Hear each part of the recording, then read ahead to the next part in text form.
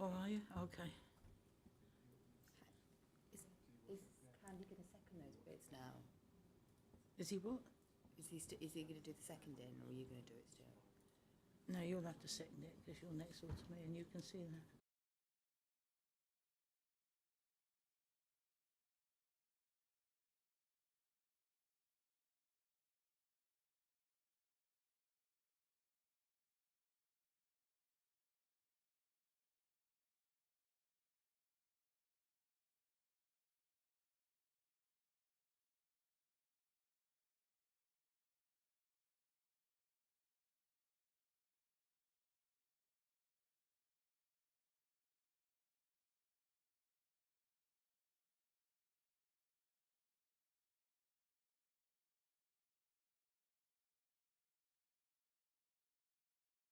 Well done. Thank you.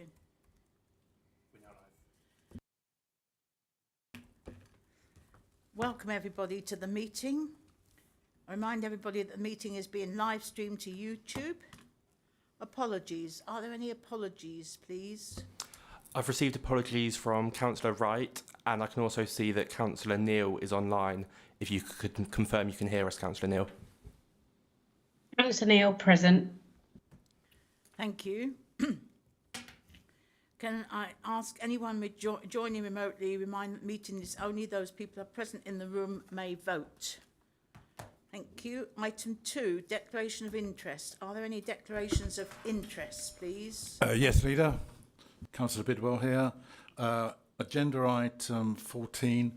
I'd like to declare that I'm Chair of Age Concern.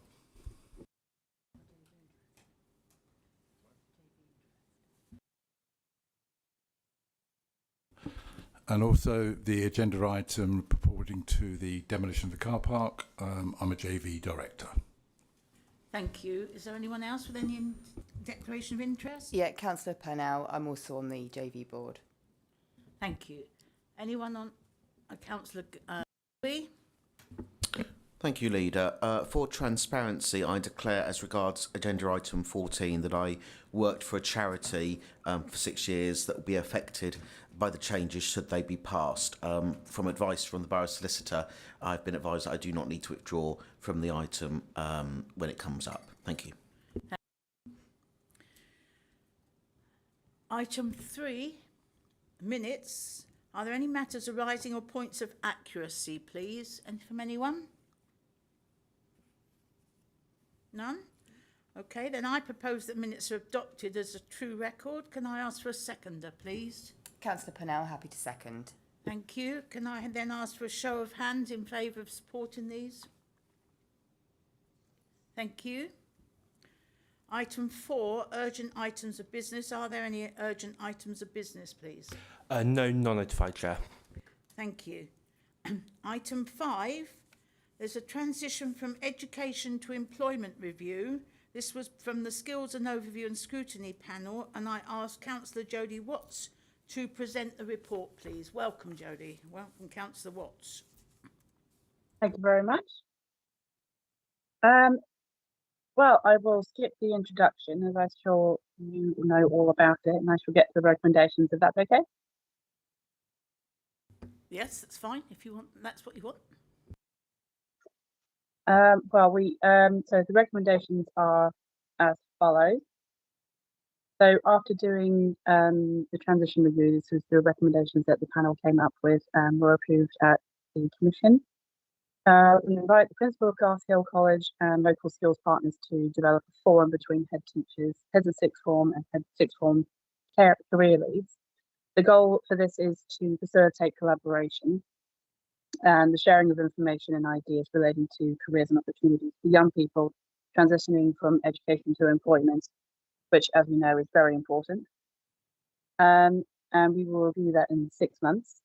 The second recommendation is if recommendation 1 is approved and implemented, a forum developed, the Elevate team should present an annual report to the forum highlighting destination data for those in years 12 and 13. And this would highlight how many young people are not in education, employment or training, so NEET across the borough, to inform and develop ways to continue these numbers, and again to review in 6 months. The third recommendation is that the Skills Hub be supported to continue to increase engagement with local companies to provide greater numbers of apprenticeships to meet demand, specifically to increase the provision of level 1 and 2 apprenticeships to 150 based on the current need identified, and that a performance update is published on a 6-monthly basis and also shared with the Redevelop Forum as per recommendation 1. The recommendation is dependent on the extension for the funding for the Skills Hub beyond March 25, which we know they have now for a year, to review in 12 months. And number 4 is that the Cabinet ensures communication to each school relating to the value of developing and keeping an up-to-date register of companies offering work experience. And they should ensure that schools are aware that learning to work can help manage placements for local schools. And this recommendation can be monitored through feedback from the forum and proposed in recommendation 1 and to review in 12 months. Any questions? Are there any questions for Councillor Watts, please? Councillor Bidwell? Councillor, yeah. Thank you, Jodie. It's more of a comment really than anything else. If the Skills Hub, as you know, we've spoken about it before, is absolutely vital, not just for getting children from A to B in their careers, but also for achieving economic growth within the borough. And the early figures of the performance, and I'm sure you've reviewed them, have shown that there have been significant successes there. Highlight really being the creation of 2 apprenticeship programs with 2 different companies in the borough. So well done, and let's hopefully we can improve on that in the coming months. I really hope so. Thank you. Are there any other questions? I would like to ask a question, Councillor Watts, please, and it may lead to a recommendation to get an amendment. Is because I totally think it's a really thorough report, and I agree with all 4 recommendations. But the first one with the forum, I would like to ask if you would think it relevant and right that some appropriate member of the Wokingham and Bracknell College be asked to attend that as well, seeing as they run the courses for apprenticeships and they give out the certificates, and they would be able to say what courses are relevant and what courses reflect the need within Bracknell Forest. Yeah, we would absolutely recommend. We would absolutely welcome. So the more the merrier. We would welcome Bracknell Wokingham College. Thank you. So I'll move that as a recommendation, then an amendment in the moment. Okay. Right. Thank you. Are there any other questions? No. Then I would ask Councillor Bailey to move this. Yes, Councillor Roy Bailey. I thank Councillor Watts and members of the Education and Skills and Growth Overview and Scrutiny Panel for their work on this topic. I support recommendations identified within the review, including the aspiration to increase the number of Level 1 and Level 2 apprenticeships available to our young people. Thank you for your effort in all of this. Thank you, Councillor Bailey. Then I would like to ask Councillor Bailey if you accept the amendment to the recommendation number 1, that appropriate member of Bracknell and Wokingham College be asked to attend. Oh, sorry. Can I ask for somebody to second that movement? Well, actually, I'm seconding it. So. Oh, you are going to second it? Yeah, Councillor Jeffries to second. Thank you. Thank you, Councillor Jeffries. Yeah, I'm happy to move that amendment. Just a matter of interest, I have been in touch with Bracknell College, I think, as you know, because I agree with what Councillor Tempen has said. To make it fuller, wider, more productive, we need that college involvement. Thank you. Would the seconder like to speak? Yes. This report presents the findings of Education and Skills Overview and Scrutiny Panel's review into the transition from education to employment. It aims to seek Cabinet's approval for the panel's recommendations and include the statutory advice of the scrutiny officer to support informed decision-making. The review identified numerous positive aspects of career support available to young people in the borough. The panel examined initiatives such as Elevate, the virtual schools, the Careers Hub, the Bracknell Forest Skills Hub, and the local secondary schools. These entities provide valuable career advice, enhancing the employability of young individuals. However, a critical area required further development is the engagement with local businesses to expand apprenticeship opportunities. particularly at level 1s and 2. The current demand for apprenticeships exceeds availability, and increased efforts are needed to bridge this gap. The Statutory Scrutiny Officer, SSO, I'll say that for ease, has a key role in ensuring the effectiveness of the scrutiny function. This includes providing guidance on legal compliance, resource allocation, and stakeholder contributions.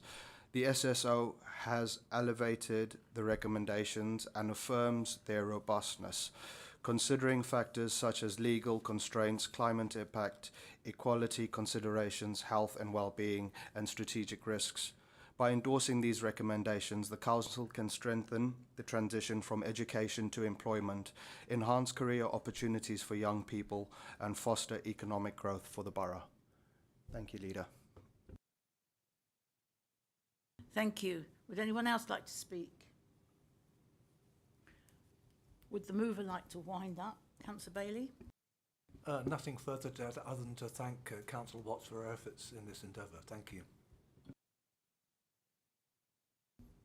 Can I ask those in favour of the recommendations, please raise your hands.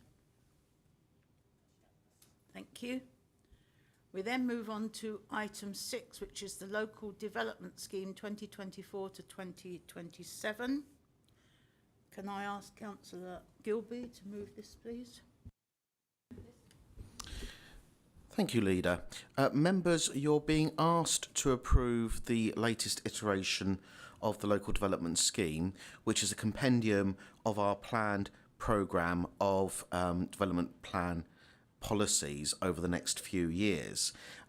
It is a requirement that we have an up-to-date policy reiterated by recent guidance from central government, but nevertheless we would have been looking to come up with a revised programme, as our current iteration was from 2021 to 2024 and clearly outlines plans for policies that have already been approved. This is a reflection of our ambitions, the kind of targets that we're aiming for in the next few years, details of which will be covered, but it is an essential requirement. It outlines what our aspirations are. It gives a space for businesses and residents to understand our evolving policy framework, and in that spirit I introduce this scheme for your approval. Thank you. Thank you. Can I ask Andrew Hunter if you would please add to any in technical detail? Yes, thank you. So as Councillor Gilby says, the Local Development Scheme sets out essentially your timetable for development of policy for planning purposes. So the report before you provides the updated Local Development Scheme, which has got 3 key policy documents identified and the timescales for delivering those. Those include a refreshed Bracknell Forest Local Plan, the creation of a design code supplementary plan, and an updated policies map, which essentially is a map of the whole borough demonstrating where all of the policies lie. The document also covers a number of supplementary planning documents which we'll be working on, or you've already seen as the Cabinet and have been out for consultation, and in fact we have one of those later on the agenda. The appendix in the document provides the sort of the detailed document containing the detail of times, specific consultations, when we will be submitting documents to government for inspection, etc. And so we're asking the Cabinet tonight to approve that document as set out at Para 21, and then we will use that to determine the work programme going forward. Thank you. Thank you. Has anyone got any questions for the Executive Director, please? No? Not at all? Thank you. Can I ask Councillor Guy Gilby to move the recommendations, please? Thank you, Leader. I would simply add first that I mentioned that this is not just a sign of our ambitions, but also a reflection of the productive relationship we aim to have with residents, businesses and investors, because the one thing that businesses and investors will tell you is they value certainty in their programme of aspiration for a borough like ours, and the importance of a scheme like this is providing that clear direction on what our high ambitions are. And as the Executive Director alluded to, we're not just covering key documents, but we're covering additional supplementary planning documents like planning obligations, parking standards, things that we know that residents, in particular on things like parking standards, are clearly looking for clarity and development on. And this plan is a clear illustration of how we're responding to those concerns and how we've evidenced it into our working plan. So in that spirit, I formally move the recommendations that are contained within the report. Thank you. Thank you. Can I ask for a seconder, please? Yes, Leader. Councillor Bidwell is happy to second. Would you like to speak, Councillor Bidwell? Yes, I would. This report seeks Cabinet approval for a revised local development scheme, LDS, for 25 to 28, setting out the Council's timetable for preparing planning policies. The update is necessary due to completed plans from the previous LDS 2021 to 2024 and recent government reforms in December 2024, particularly regarding housing and the Green Belt. The LDS supports borough priorities like sustainability and economic growth while ensuring compliance with legal requirements. Without an update, there would be a lack of clarity for residents and developers. The new LDS will be adopted on March 18, 2025 and take effect on March 26, 2025. Please support this motion. Thank you. Would anyone else like to speak? No? Thank you. Would the mover like to wind up, please? Nothing to add, Leader. Thank you. Can I ask all those in favour of this recommendation, please raise your hand. Thank you. Can we then move to item 7, which is the adoption of the Housing Supplementary Planning document? And can I ask Councillor Gilby, sorry, to present this? That's okay, Leader. People usually find the less time I'm on the microphone, the better. Colleagues, you're being asked to approve a housing supplementary planning document. Now, to remind, of course, the local plan outlines our housing policies in the broadest terms, but quite clearly, for the benefit of residents and potential developers, it's important to add on to those details, which is why supplementary planning documents are very important to complete the picture. The housing supplementary planning document is certainly not a brief read for those of us, of course, who have gone over this in the last few months, but nevertheless, it does put in a lot of detail on the sorts of things that we as a council are very clear we need to act on. It provides that critical guidance on how developers can move towards our affordable housing goals and provides them the certitude to make them feel that they can invest in a borough like ours. Indeed, all aspects of various types of housing are covered within this document, and from this I believe that we don't just get certitude for this particular moment in time, but great clarity on how our housing programme develops within the future. So in that spirit, I introduce this for further discussion. Thank you. Can I please ask Andrew Hunter, Executive Director of Place, to any technical additions? Thank you, Leader. Yes, as mentioned, the document was before you in September. We've undertaken a public consultation on that document. The report contains the key findings from that consultation. We had 14 responses. The key issues were mainly related to park and mobile homes, but there were some other things, and we've updated the schedule and the document with some other minor points. Cabinet be aware that the following consultation, the council was approached by one of the companies regarding the park home matters, which led to a deferral of this item last month. We undertook to do some work to check that all of the points that were raised at that point were legally sound, and we found that they were, so we brought this back to you today. Just for your information, late this afternoon, the council received what's called a pre-action protocol letter from that company, which basically sets out their potential for taking us to a judicial review on the document if they wanted to. We've undertaken to get an initial legal view of that and a planning view, and we're happy to say that we would defend that judicial review, and the matters cited do not constitute from a officer perspective a reason to delay approving the document that's before you. So once approved, the document would be used as a planning in planning decision making on those matters related to housing, and in particular, I draw your attention to the policies that it would give additionality to, and that's accessible housing, affordable housing, specialist housing, and our housing mix policy. So all really important parts of the planning process and key for us to getting the very best in new developments. So probably nothing more to say other than that we're asking the Cabinet to approve the supplementary planning document with some delegations to myself and to the portfolio holder for any minor changes, and a very specific request for us to supersede one of the paragraphs of an existing document, 5.8 of the Planning Obligations SPD, which will be updated by this document. Thank you. Thank you. Can I ask Councillor Gilby to move this recommendation, please? Thank you, Leader. Notwithstanding ongoing activity around this supplementary planning document, as the Executive Director infers, it is vital that we put in stronger, more up-to-date requirements earlier than later, so that we can give the best offer to developers and residents within the borough. This is, I think, a sign, a reflection even, of the great work that we are doing in trying to make Bracknell Forest a great place to live and invest in. It forms part of our overall culture of economic development and thriving activity that makes this such a great place to live and work. And although it may seem, on first glance, a dry document, it does play a vital step in working towards that. So in that spirit, I formally move recommendations as listed out on the screen before you. Thank you. Can I ask second to speak, please? Councillor Jeffries to second. Speak.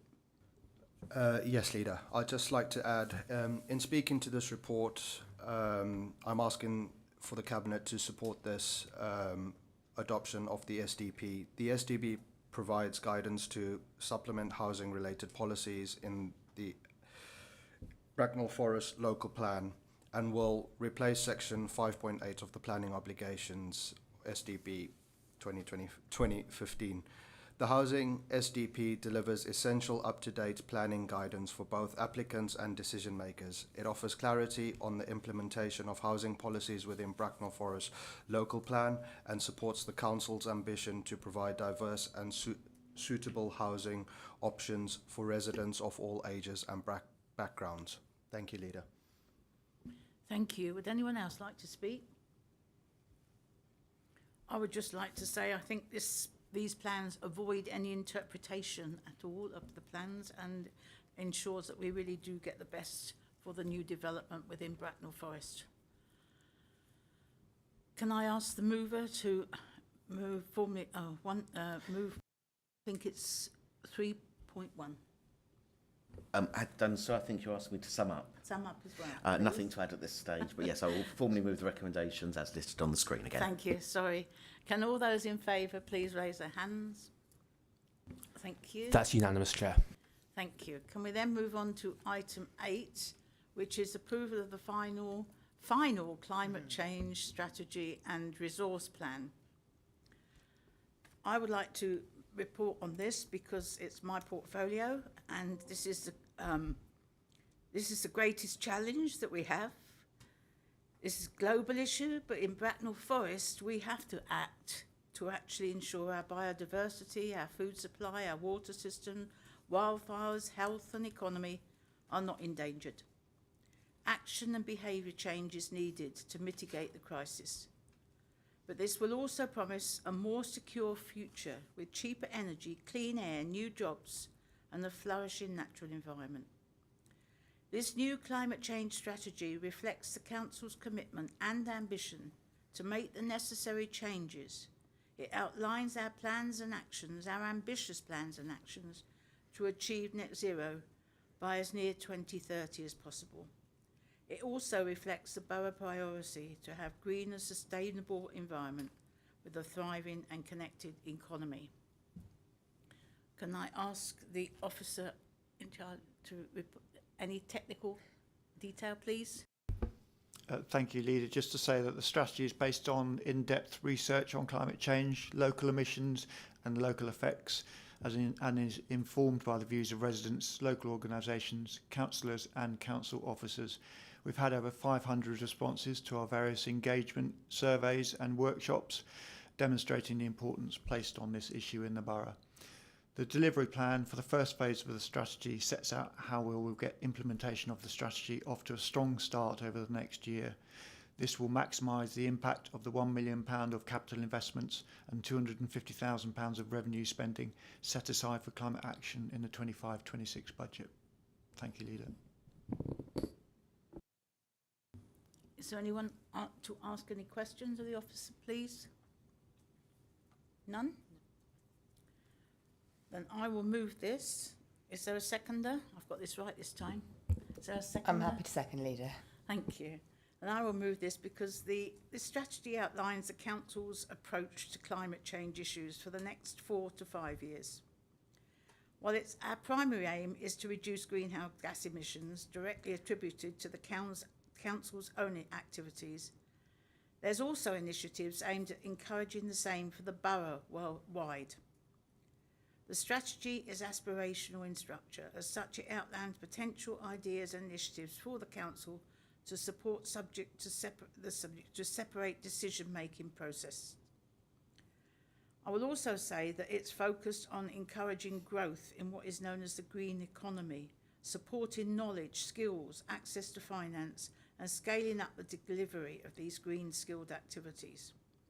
I think it's a very exciting time we're all living in. The consultation was very positive, but there was also some negativity, and it shows we've got a way to go before we persuade everybody of the convictions we have. So I look forward to actually taking this across the borough, developing it further, and making sure that we all get on board this, because there is no alternative. I move the recommendations. Thank you, Leader. I'm very happy to second such an important and impactful strategy. I'd like to highlight that once again we have taken this strategy out to the community and sought the views and opinions of those who live and work in the borough. We have been fluid and adapted the strategy to incorporate the points made in the consultation, demonstrating that we listen to our residents and do take their views on board. Thank you. Would anyone else like to speak?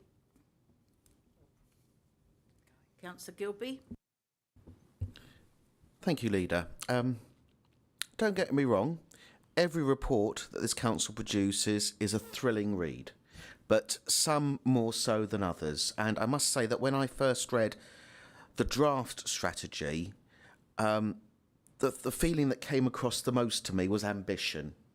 The raw ambition that was contained within this strategy, quite frankly, made me very proud to be part of this administration. We're aiming high. We're not just talking the talk, we're walking the walk on what is such a vital subject. Now, I appreciate there'll be people out there who wonder how far our ambitions can go in such a relatively small area like Bracknell Forest.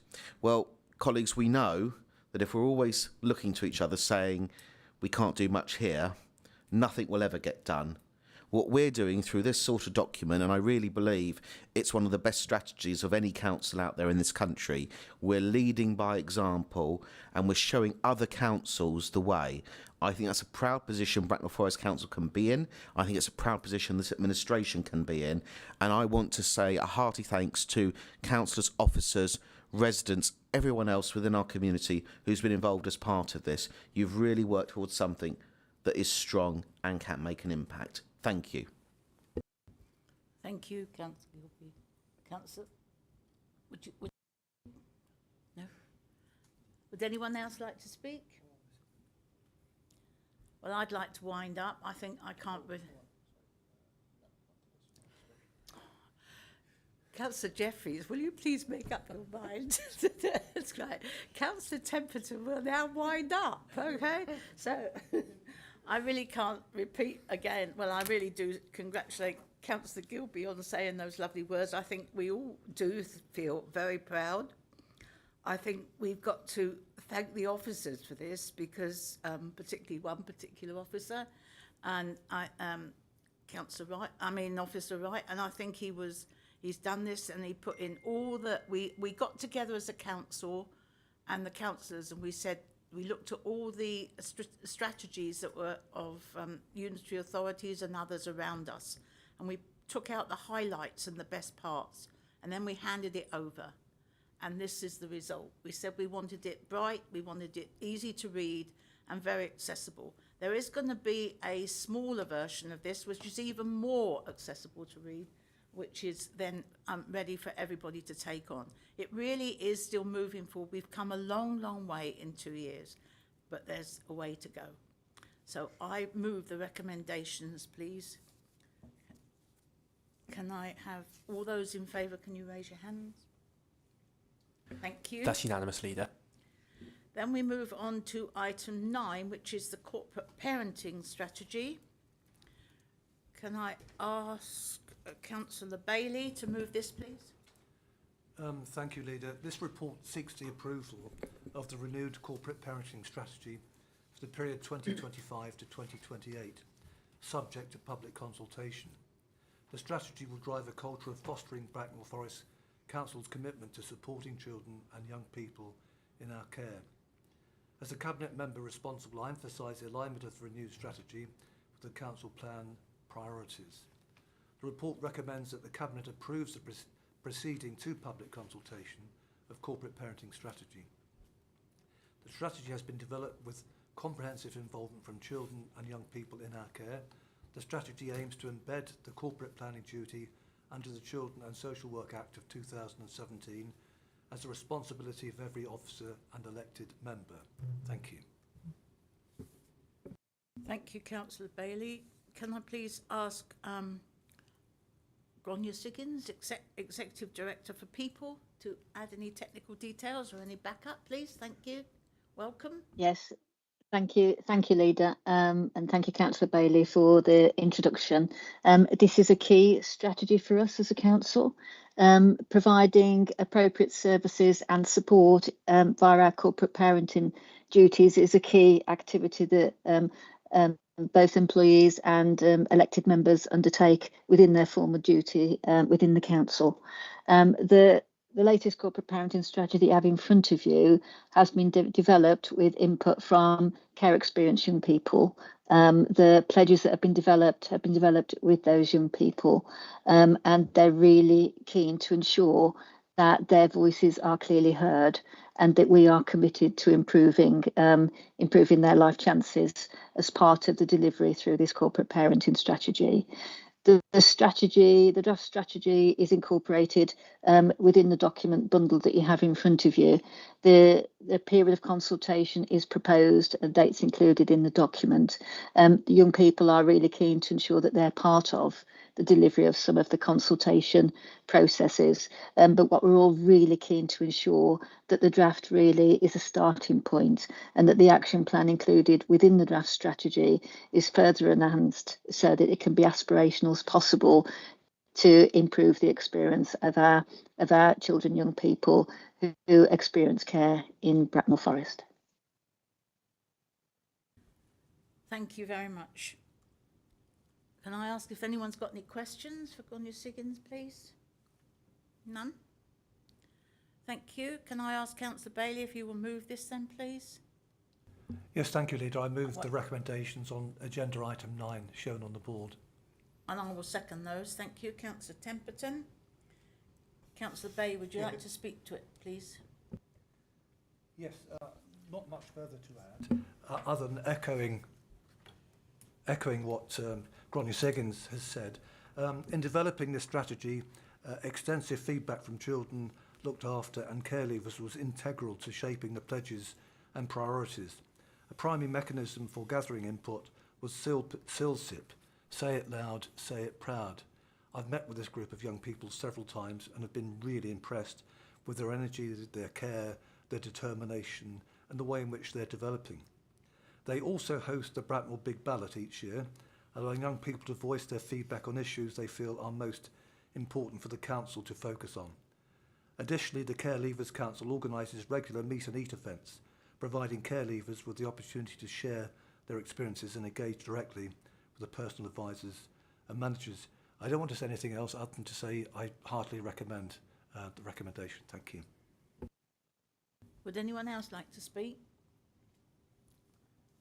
Okay, I'll speak on as the seconder then, that this is a very, very important strategy, and it has been it's been co-produced with young people throughout. It goes on to how the corporate parenting is integrated across services right across our council, with everybody taking ownership of it. Training is absolutely essential, and I do please urge all councillors to get trained on this as well, because all councillors are corporate parents, and we are all responsible for this strategy and for making sure the life chances and the pathways for our young people is a pathway of success. I also want to think that the young people feel this strategy works for them. And we were talking while we were doing this on how we can actually publicise and let them feel this is for them, working for them, with us all working as a true partnership. I think it's an excellent strategy, but we need to get it into action. Would anyone else like to speak? Councillor Bailey, would you like to wind up? Nothing further to add, Leader. Will all those in favour, please, of the recommendations on 3.1 and 3.2 on page 205? That's unanimous, Leader. Thank you. We then move on to item 10, which is the draft equality objectives 2025 to 29. Can I ask for a Cabinet member to move this? Councillor Purnell, please. Thank you, Leader. Yeah, as an introduction, the equality objectives detailed within this report set out a wide range of ambitions for our communities and workforce over the period of 2025 to 29 and support the ambitions in the current council plan. As a council, we are committed to fostering an inclusive and fair society where everyone has the opportunity to thrive, regardless of their background or circumstances. Setting clear and ambitious equality objectives is a vital step in ensuring we meet our legal and moral obligations under the Equality Act 2010. However, our commitment extends beyond compliance. We aim to create a culture where diversity is celebrated, barriers are removed, and every resident feels valued and heard. The objectives have been developed with a strong focus on local priorities and the lived experiences of our residents, and we are committed to engaging with the people who live and work in our communities, ensuring that their voices shape our policies and services. We will encourage everyone to take part in this conversation. It is also critical to make sure that we stay on track with achieving these, and annually we can share the successes and also identify where the challenges are that we need to address. Thank you. Thank you. Can I ask if the Kevin Gibbs, Executive Director of Communities, oh no, sorry, Abby Thomas, would you like to give us any support for that, please? Thank you. The draft equality objectives contained within the report have been developed with engagements with councillors, council staff, partners and community organisations across the borough. They're a key supporting pillar of the new community strategy that's being developed with partners and communities this year to support strong, connected and cohesive communities.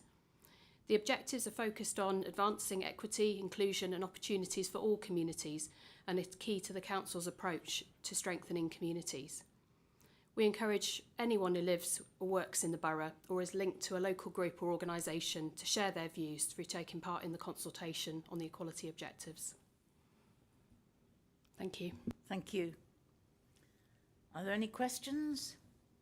Abby, anyone? No? Okay, thank you. Can I ask Councillor Purnell to move this, please?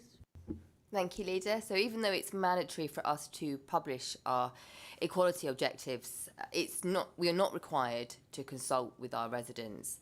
However, it's a priority of this council to seek the thoughts, opinions and viewpoints of those who live and work in the borough and work with our residents to produce objectives that are meaningful to the diverse society in which we live. Thank you. Is there a seconder, please? Councillor Gilby, would you like to speak? Thank you, Leader. I would just simply emphasise the point that this will be a key document in guiding our relationship with the community, guiding the sorts of standards and services that residents expect of us. And I would likewise endorse the point that Councillor Pennell has made, that we very sincerely encourage as much involvement in this consultation as possible. We have, I think, a strong record of showing responsiveness to consultations, and I would ask that people do take that very seriously. We welcome input. It makes our policies that much stronger. Thank you. Thank you. Would anyone else like to speak? I would just like to say this is really, really a very important document, probably one of the most important at the moment. Would Councillor Pennell like to wind up, please? Thank you. So just to thank the officers for their work on this and to urge my Cabinet colleagues to support the recommendations. This is a vital piece of work that will shape the direction we take. Thank you.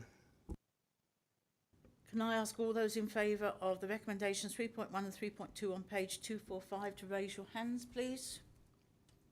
That's unanimous, Leader. Thank you.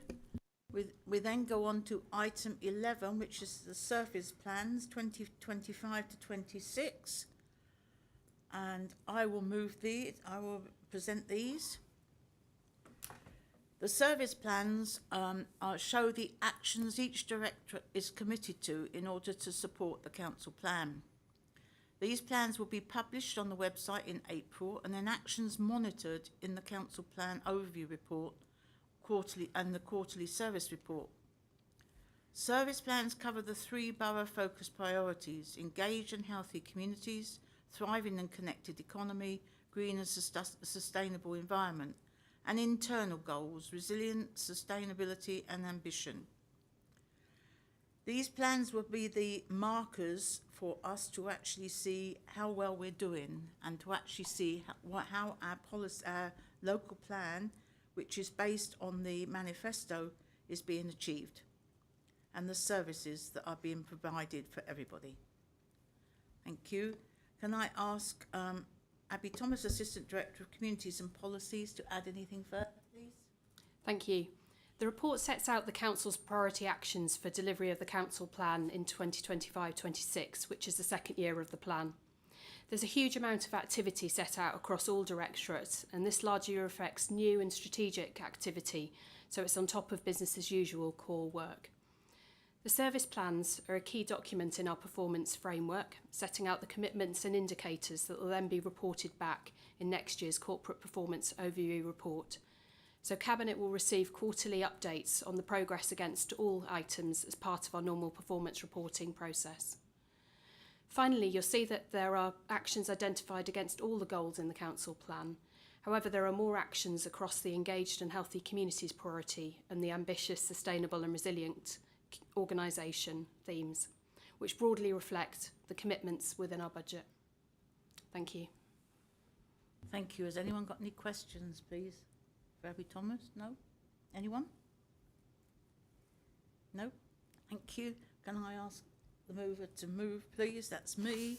So I have nothing more really to add than I added. This is really the markers. This is what actually will determine whether we're achieving or not. And so it will be reported, the outcomes of these will be reported at the Cabinet meeting, the council meetings as part of the Cabinet report each time, as the leaders report to the council. Thank you.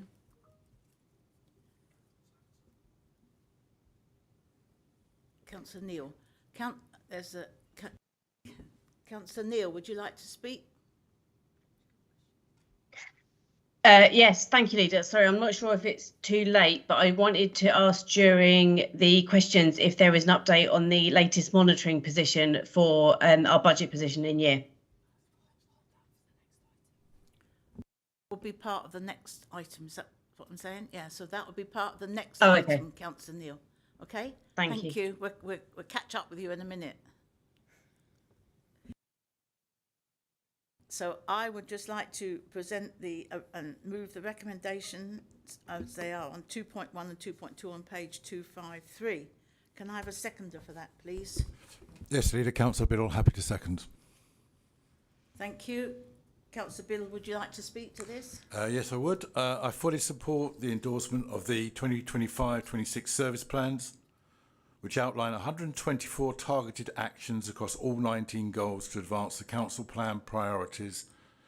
The directorates, communities, people, place and resources have carefully developed these plans alongside budget planning, ensuring feasibility within available resources. By publishing the plans in April, we demonstrate our commitment to transparency and accountability. Monitoring through the Council Plan Overview Report will ensure effective delivery. This structured approach reinforces our ambition for a resilient and sustainable organisation, aligning service delivery with our strategic goals. I urge the Cabinet to approve and implement these plans. Thank you. Would anyone else like to speak? Then I will wind up, and I've nothing more to add except asking you to raise your hand if you accept, if you approve the recommendations 2.1, 2.2 on page 253. That's unanimous, Leader. Thank you. We then move on to item 12, which is the Council Plan Overview Report, Quarter 3, and I will present that. We set out a wide range of ambitions in the 23-27 Council Plan. This report is critical to make sure that we stay on track. It means we can share the successes, but also that we identify where there's challenges that need to be addressed. The highlights for this quarter include the achievement to reduce the backlog of education and healthcare plans for our children with special educational needs and disabilities. I'm going to repeat that because it is a really big achievement. To reduce the backlog of the education and healthcare plans for our children with special educational needs and disability. It also, this quarter approved the design and funding for the Sustainable Warfield Community Hub, the opening of the Binfield Health Centre and Community Centre, and the fully sustainable fleet of parks and countryside vehicles. These are just some of the examples of our focused continued work to support local children, our wider community, and tackle climate change, which is reported in every quarter. Thank you. Please ask the Susan Halliwell, Chief Exec, if you'd like to add anything. Thank you very much, Leader. What I would just like to draw Cabinet's attention to is Annex B. In line with the usual process, the performance report goes through overview and scrutiny.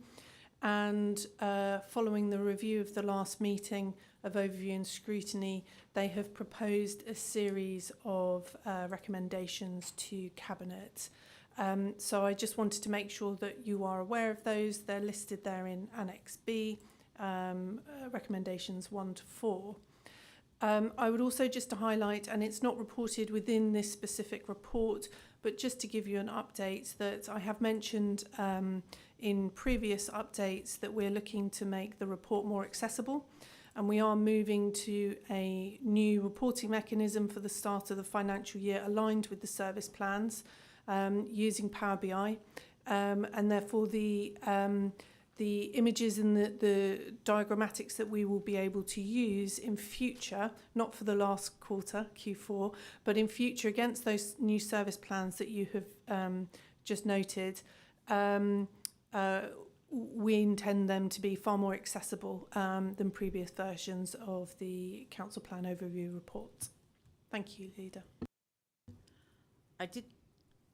Has anyone got any questions? Catherine, Councillor Neil, a question. Yes, thank you, Leader, on the right agenda item, hopefully this time. But I'd like to ask for an update on the budget monitoring position, please. Thank you. I'm very happy to provide that, Leader, if that's okay. Yes, sorry. Yeah, so we do report on the budget position every month, so inevitably the position does change in between the start of these reports going through the cycle and the end. So I can report that the position being reported to the corporate management team tomorrow, and you members will remember that we always include a core projection and then a projection including emerging issues and risks. So that there is always a range. So the range that's in the report for tomorrow is an underspend of somewhere between 450,000 and 675,000. So that's an underspend. Definitely we're heading for at the end of this year, which represents a fantastic achievement by the organisation, given the position that we were looking at the start of the year. I totally agree. Congratulations and thank you for everybody that's got involved in that. Are there any other questions? No? Then I will move this report, and I would just like to say that I have noticed one of the concerns for overview and scrutiny was the fact that we didn't actually make the savings in kilowatt hours of energy we expected to save.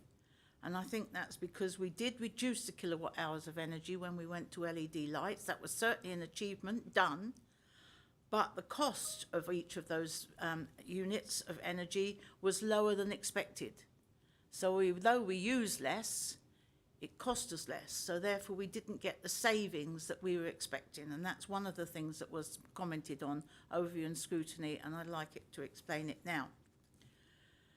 There were almost double the 3,000 placements for early years funded placements this year compared to last year. We also tried, which was really good, the free bus ride on Thames Valley buses and Reading buses to support Christmas shoppers, and that was extended to both Saturdays and Sundays. This always seems way back when we report these quarterly, but they seem out of date, but it's important that this happened, yeah? We trialled the hydro-treated vegetable oil in a waste collection vehicle has been successful, and the park runners have run in a fully sustainable fleet with HVO and electric vehicles.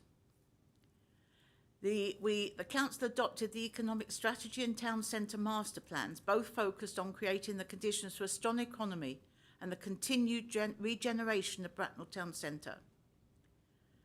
Woodland biodiversity enhancements were made at Southall Park, plus the creation of more open water habitats. There was also some challenges, and the challenges are highlighted in the report, which is publicised and published. We've mentioned the budget challenges, but we've seen how they've so much improved with everybody's effort.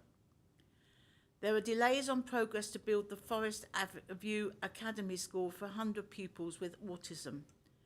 This is related to the National Review of the Safety Valve programme.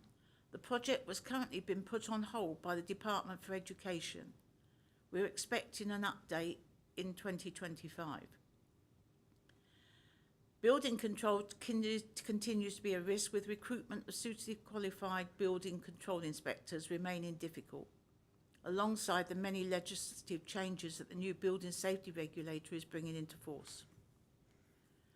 Over the coming quarter, an external independent quarter of the service is being undertaken, along with 50 smaller authority areas.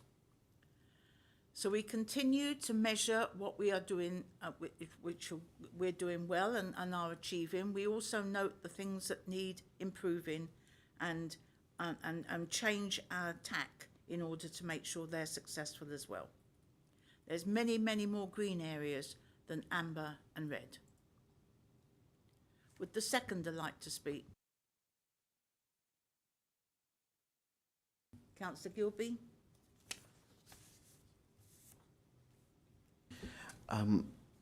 I think, Leader, you've gone into so much detail, there's very little I could add, and therefore I reserve. Right, thank you. Would anyone else like to speak? No. These are really I will then sum up that these reports, I think, are really, really a really important measure of the achievements of this council, and they keep us on track. They reflect the service plans, which were in item 11. And they are a very, very important part of making sure this council remains focused and remains achieving. Can I ask for all those to accept the recommendations on 3.1 on page 341 to raise your hands, please? That's unanimous, Leader. Thank you. Can I then move on to item 13, which is the quarterly update on SEND improvement? And can I please ask Councillor Bailey to move this, please? Yes, thank you, Leader. Improving services for children and young people with SEND remains one of our key political priorities. Work continues on the delivery of the improvement plan, including the work to increase the local availability of school places for some of our children with the most complex needs. The report notes that whilst there have been some improvements in the timelines of education, health and care plans, following the successful recruitment to the SEND team, that work will continue to improve the quality of the plans moving forward. Thank you. Thank you. Can I ask Grania Siggins, please, Executive Director of People, to add anything further? Yes, thank you, Leader. And as indicated in the report, there was a review meeting with Department for Education and NHS England in November 24. And what we normally do is we normally provide a formal written update once we've received the update and the documentation following that review. Due to the inspection of SEND services in Bracknell Forest, there is a delay in producing that document, but we felt it was relevant and timely to provide a general update on the SEND improvement journey for Cabinet, hence the content of the report. And just to remind colleagues that we continue on our improvement journey to improve services for our most vulnerable children with special educational needs and disabilities in Bracknell Forest. And following the inspection of SEND services in 2021, we had 32 areas of either significant weakness, improvement or development identified within that report. The plans to address that was identified or were identified in the written statement of action, which we've been under direction from Department for Education and monitoring that since. As people will have read in the report, we've been signed off for 3 of those areas and remain active for 6 of those areas of significant weakness in the report. So work does continue. As Councillor Bailey indicated, ensuring that we've got the appropriate school places, local school places for children with complex need remains a critical priority, and providing these is essential for us in terms of our plans, because every child should have a school place available to them to achieve their aspiration in life. And presently, for our most vulnerable children, we are still not able to do that in specific circumstances. So that's something that we continue to focus on. We do have plans as identified in the report, but in terms of the activity noted through government, we do have some delay in the school at Bucklers Park, which the plans are in development to mitigate that. So just by way of updating on those, we continue to progress the work for the social, emotional, mental health school. Again, that is a critical development in Bracknell Forest for some of our most vulnerable children, so that they can be educated locally and to their homes as well. Again, a critical priority, along with the specialist resource provisions.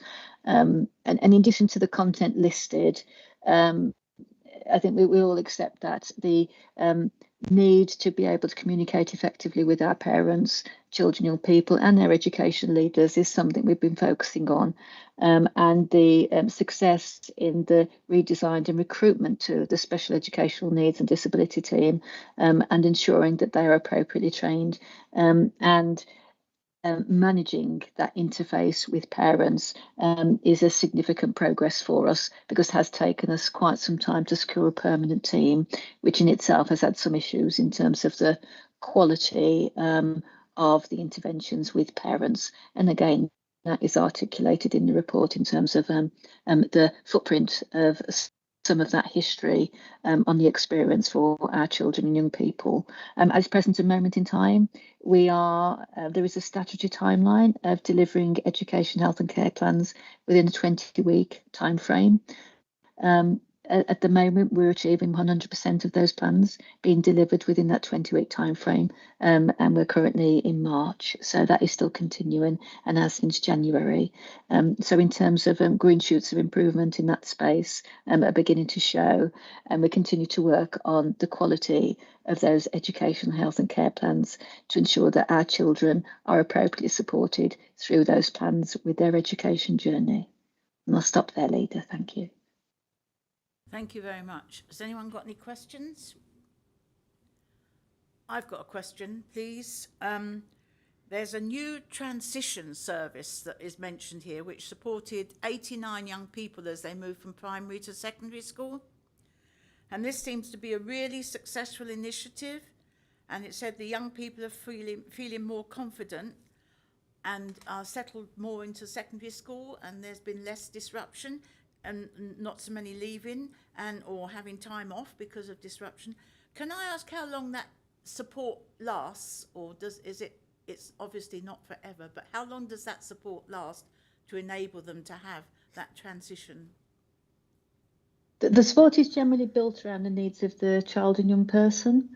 So as you've indicated, the initiative was designed with a whole range of individuals, both parents, but also education leaders and SENCOs in the schools. They identified that that transition period, for example, from primary to secondary school was very challenging for some of our young people. So the design of the support was made around what children and young people need, and that is the way that the service has been designed.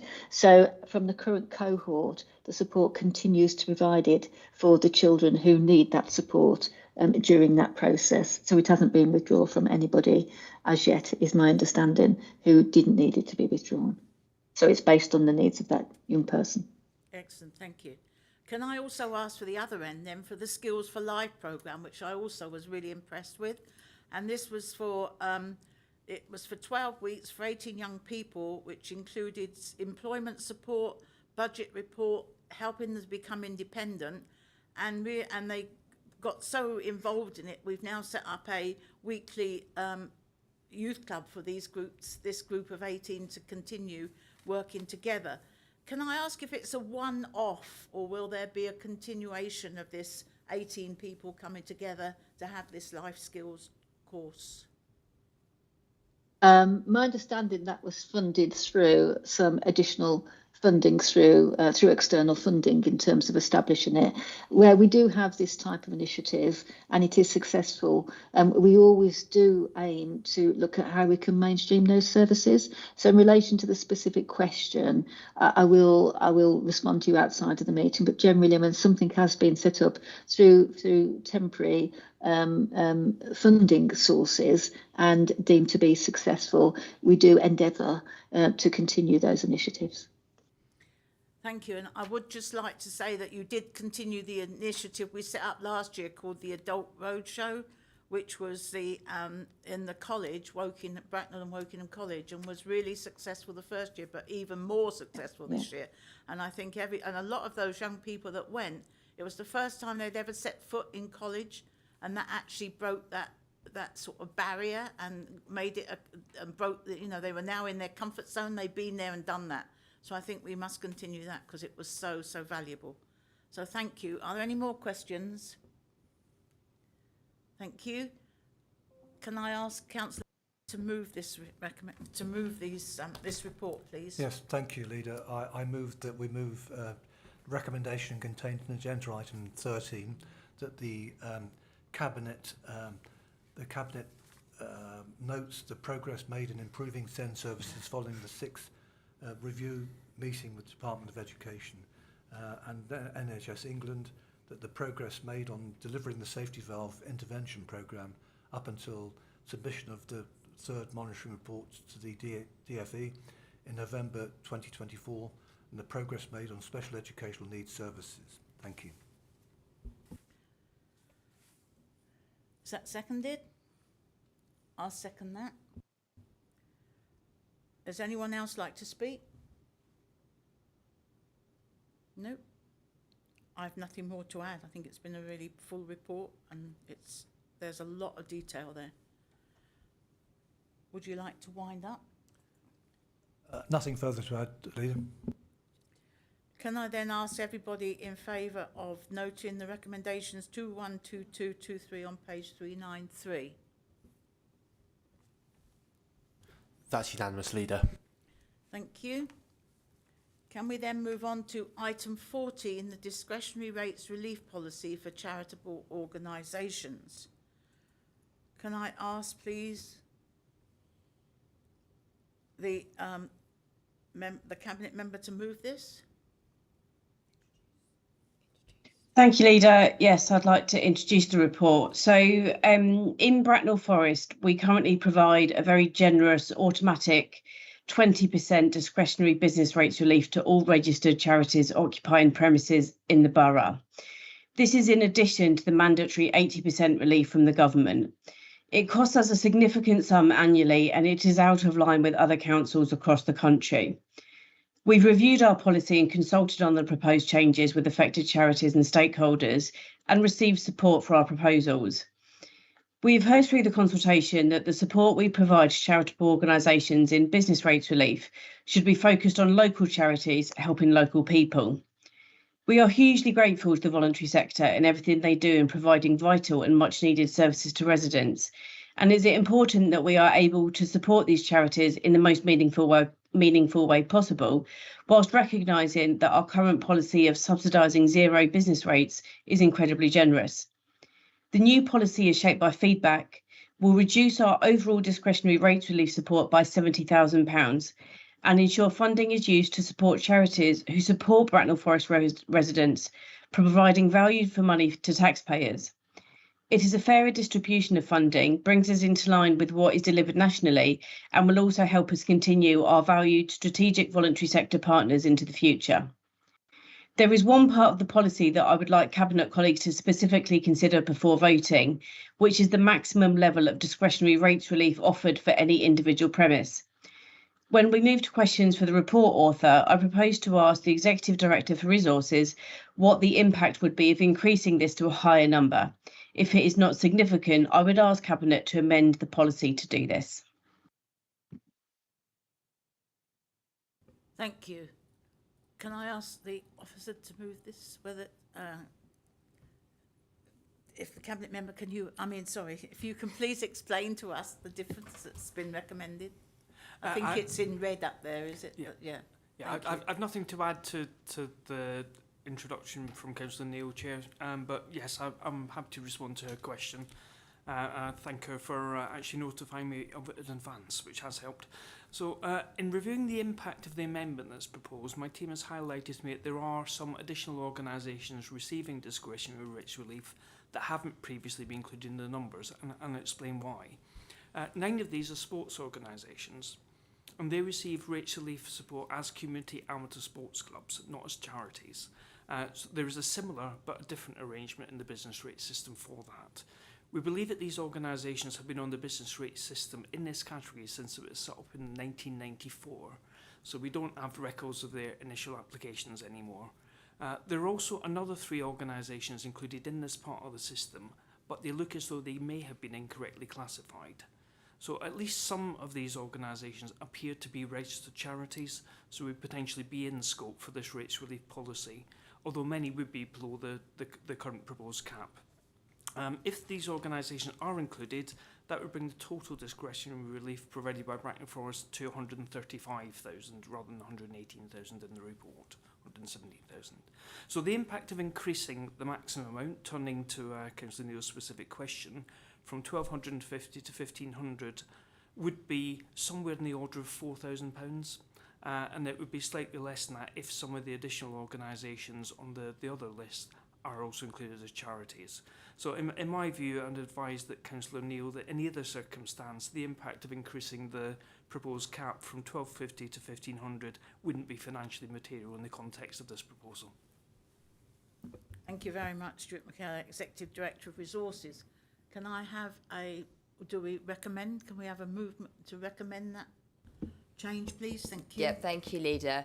Thank you to the Executive Director for clarifying the financial impact of increasing the maximum discretionary rates relief to 1,500. I'd like to move an amendment to change our policy to reflect this change, recognising that feedback on the proposals throughout the consultation have suggested that making this change would help meet its objectives. We have received feedback on the proposed amount, and this... Can I just wait a minute? We indeed ought to get a seconder before you carry on to do that, please. Is there a seconder? Oh, sorry. Okay, Councillor Bailey will second that. Sorry, carry on.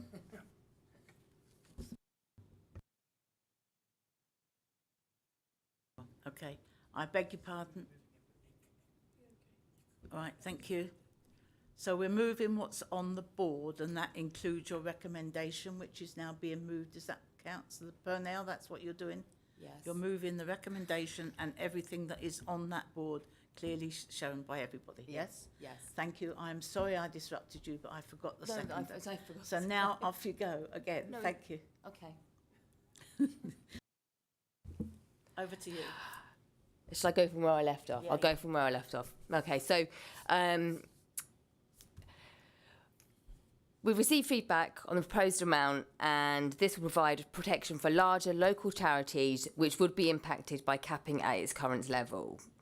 We've listened to consultation responses throughout this policy development and thank those who took part. The additional business rates income of £70,000 would be available to provide alternative financial support to the Council's strategic voluntary sector partners or to fund other local services, and I'm therefore pleased to move the recommendations as shown tabled this evening. Thank you.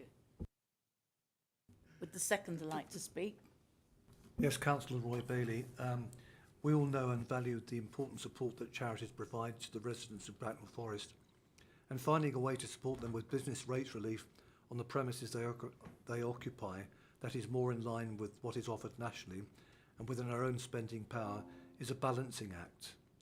We have listened to the consultation responses and developed a policy that focuses on providing help to local charities that support local people. Increasing the maximum relief to £1,500 will provide more help to more charities. I'm pleased to support this recommendation this evening. Thank you. Would anyone else like to speak? Councillor Gilby? Thank you, Leader. I know I'll be at risk of repeating points already made, but I think they have to be emphasised. Whilst any increase in rates paid is unfortunate, and I say this very seriously as someone who worked for a charity that I'm sure will be affected by this change for many years, we have to emphasise that the scheme that Bracknell Forest Council will continue to offer will still be exceptionally generous. As the Cabinet member has outlined, charities and associated groups will still enjoy an 80% relief rate as guaranteed by central government, and most organisations in the borough will not be affected by this scheme change. They will continue to enjoy the full relief rate. And whilst I cannot name names in this conversation, each application obviously must be judged on its merit, I dare say as a general point, the sorts of small charities that we popularly associate in Bracknell Forest as being Bracknell Forest and serving exclusively Bracknell Forest are more than likely to be among those unaffected. I think that point has to be made over and over again. And indeed, by making this amendment, we've made the scheme yet more generous. This isn't to belie the point that it is going to be a change for some, but that's also why this scheme includes a hardship fund. It's a recognition of the fact that we are an administration that pursues financial rigour, but is also willing to work and compromise to find the most available solution that provides the best plough forward for charities that we do know serve an important role with our community. This is not a scheme that does down the importance of charities. In fact, within this, we recognise important charities, or shall I say we recognise charities as important strategic partners with the council, but it is simply coming up with a scheme that, while still generous, is sustainable in the long run and provides a strong relationship that we can work with our partners that is sustainable into the future. So thank you very much. Would anyone else like to speak? Councillor Neal, do you want to speak? Yes, please. Thank you, Leader. I want to thank all the respondents to both consultations from residents and charities for their thoughtful feedback. It's helped us shape a policy that is fair and delivers on the ambition to prioritise support for those local charities who provide vital services to Bracknell Forest residents. 71% of organisations currently in receipt of discretionary rate relief will be completely unaffected by the new policy, including all small local charities. And I'm pleased that we continue to work closely with our 3 strategic partners who each receive core grant funding, and we are looking at separate arrangements to ensure that their important activities in support of the council plan are protected. For those charities who are worried that the change will materially affect their financial position, and if reasonable, we will provide hardship relief for organisations experiencing significant financial hardship after conducting a review of their financial position. Increasing the maximum relief allows us to better offer support to organisations while still ensuring a good use of taxpayers' money, and overall the policy contributes to the financial sustainability for the council.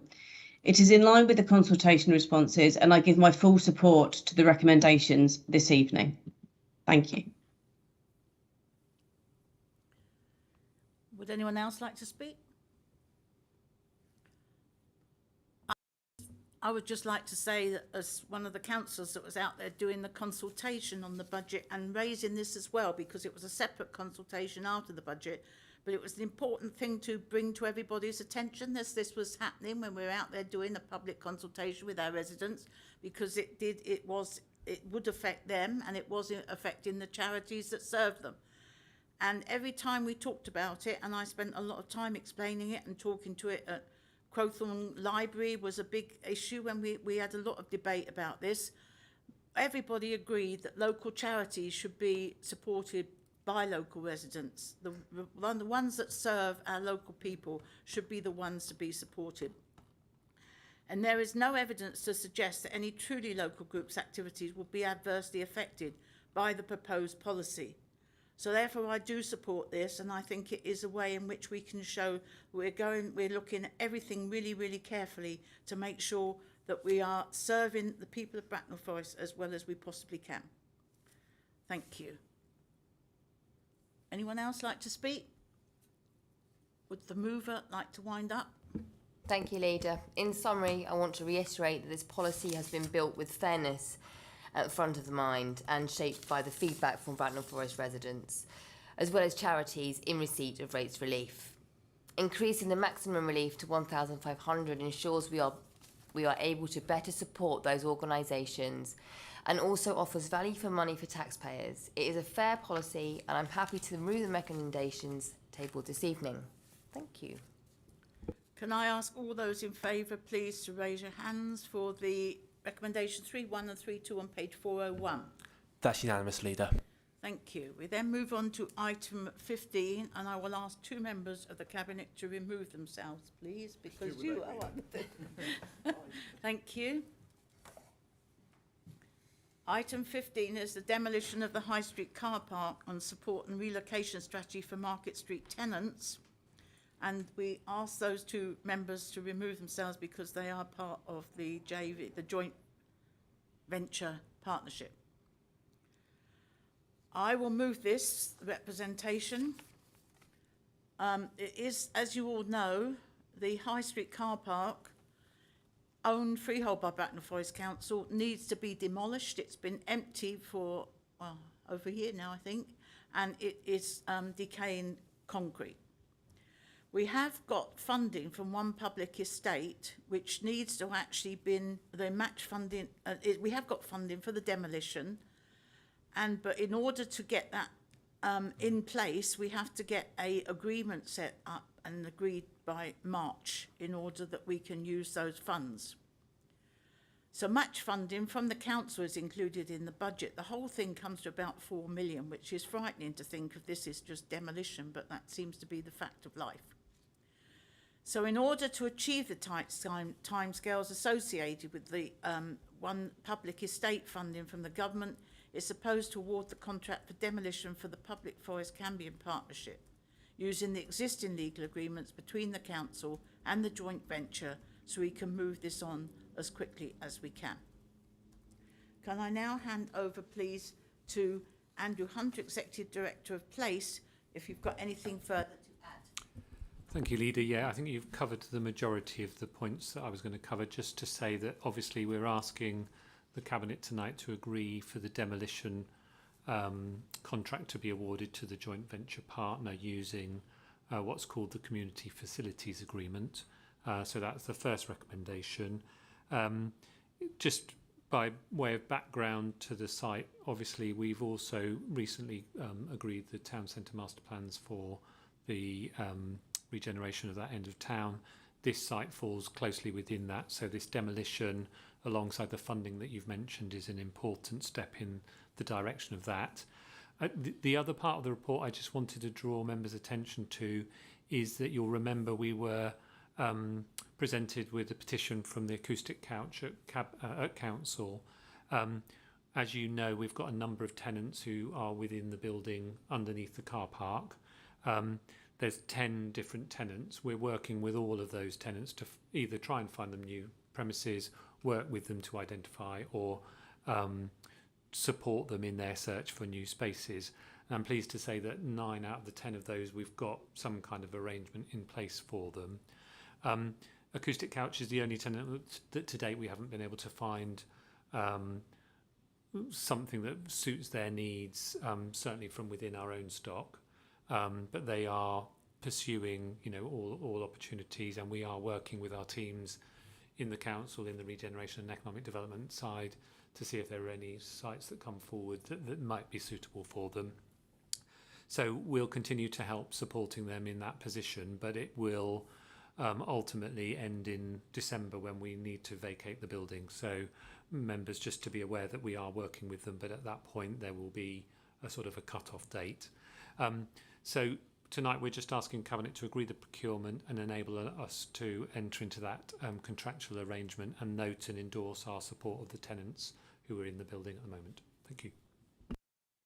Thank you. Has anyone got any questions? No? I would just like to reassure everybody that we have to, the demolition contract must be awarded by March 2025. The vacant possession must be achieved in December 2025, but we will work with the Acoustic Couch right up until they do find alternative provision, allocation, if we possibly can. Leader, could I just say we'll work with them up until the point at which December their the lease 20 December 2025. Sorry to clarify that, because the demolition needs to commence in April 2026, because we want to start the construction. That would be great, in 2027, and we'll be building from Phoenix from the ashes. The timing is challenging, but the councils make use of existing partnership arrangement with the Brackness Forest Cambion Partnership, and with working with them, we can actually meet the deadline. And this was envisaged when the funding bid was submitted. So, if I will move this, is there a seconder, Councillor Bailey? Yeah, Councillor Bailey, I'll second. Right, Councillor Bailey, would you like to speak? I don't think I can add anything to what's already been said. Thank you, Leader. Right, thank you. Anyone else? Anyone to speak? Councillor Gilby. I think just to echo the really salient points in this, I think most of the public has got the message that the car park was originally, or should I say, we arrived at a decision originally to close the car park due to structural obsolescence, but I will emphasise that again for those who might be unclear on the reasons why. The second salient point I'd emphasise, and the Executive Director has gone into great detail on this, is that whilst we have no obligation towards our tenants to find alternative arrangements, just as no landlord has an obligation to help their tenant find another property, we have nevertheless gone above and beyond, and the team has gone above and beyond in trying to source alternative options. On a personal level, I do recognise the great establishment that is the Acoustic Couch, and that was so echoed in full council when they petitioned. But speaking as a councillor, as part of this council, I recognise the great work the team has done, and I'm sure we all remain hopeful that a solution will be arrived at that the Acoustic Couch can go with. But to emphasise those salient points in this conversation, thank you. Would anyone else like to speak? No.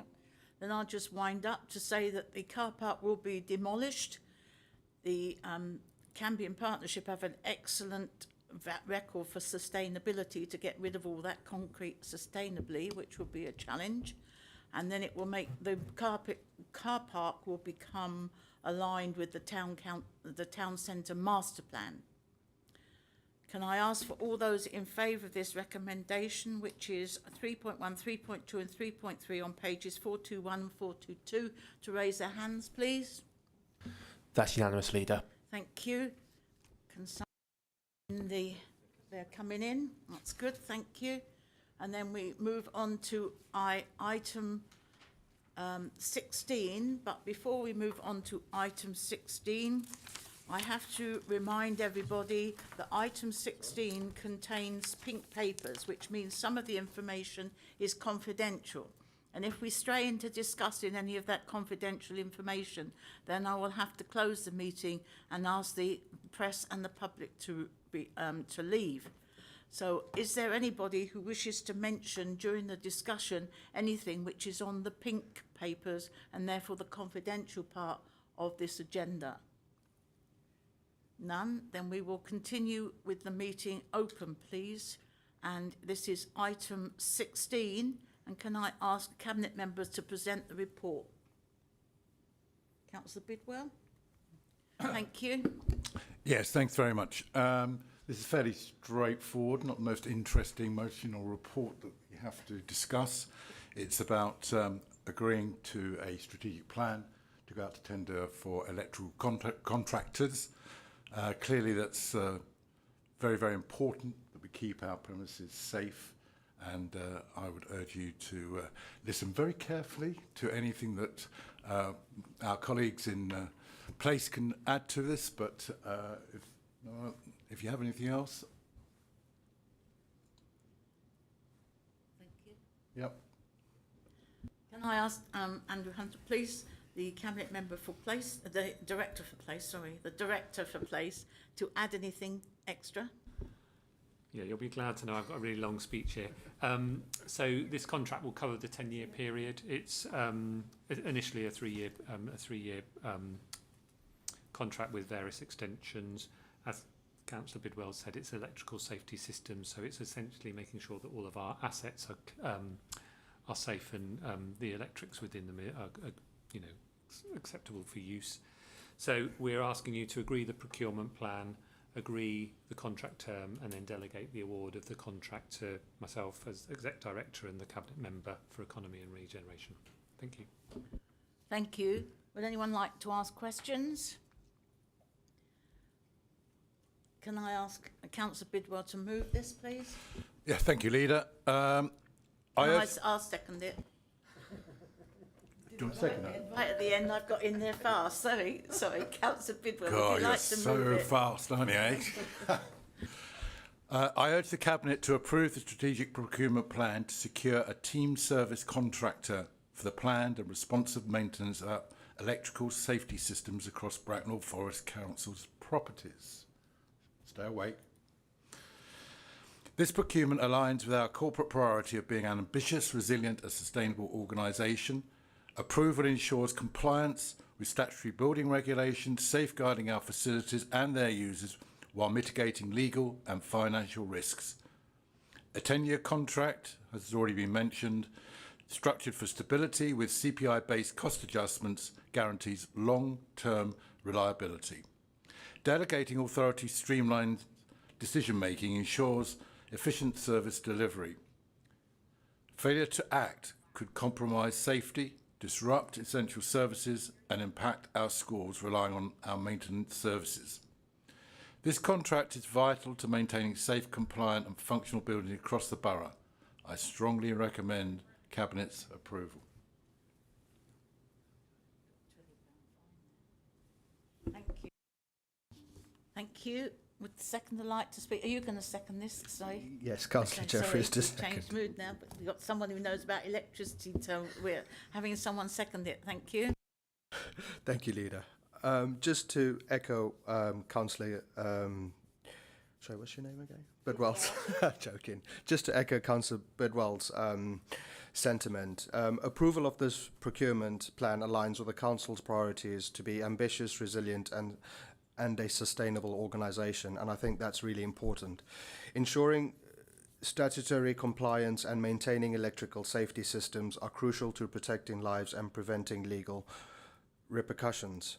The strategic approach ensures Bracknell Forest Council's commitment to safety, compliance and long-term service efficiency. Thank you, Leader. Thank you. Would anyone else like to speak? Councillor Gilby. Thank you, Leader. I disagree with the Cabinet member seated next to me. He claimed that this was not an interesting read. Did we not agree under Agenda Item 7 that all reports are a thrilling read? And I would ask him to withdraw his point. You need to get out more. Would the Cabinet member like to wind up, please?